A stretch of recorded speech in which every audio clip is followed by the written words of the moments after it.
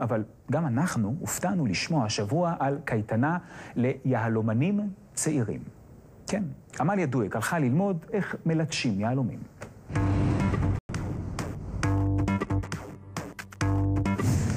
שלום גדעון, כשהיית קטן וזה לא היה כזה מזמן, אתה בטח זוכר שהיית בקייטנות בבריכה או בקייטנת סוסים או בקייטנת קוסמים. אז היום אני רוצה לספר לך על קייטנה מסוג קצת אחר, קייטנת יהלומים. הילדים שמגיעים לכאן, לבורסה ברמת גן, מקבלים יהלומים לידיים שלהם. למה? בגלל שהם ילדים או נכדים של אנשים שעושים את זה בעצמם. הם רוצים ללמוד את המקצוע. אז שים לב איך זה נראה.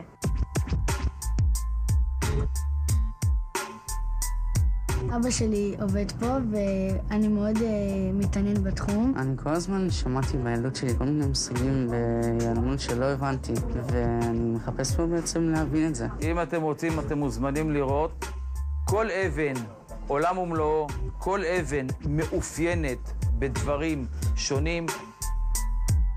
זה מעניין או שזה? כן, מאוד. לא חשבתי את האמת שזה יעניין אותי, אבל עכשיו כאילו אני יותר בזה. כאילו זה ממש יפה. מה הדברים הכי מעניינים שלמדת?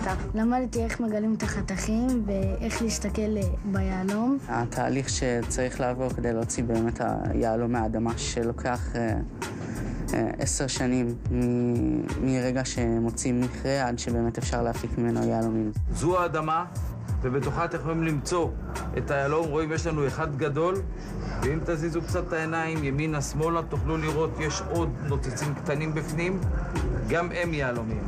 הבנו? בואו נמשיך הלאה. הקורס הזה הוא קורס מאוד מקצועי. אנחנו מנסים לחשוף את הילדים לאותו עולם של יהלומים, מהבחינה הכי מקצועית שאפשר, בשפה שלפעמים צריכה להיות יותר מקובלת ומובנת להם.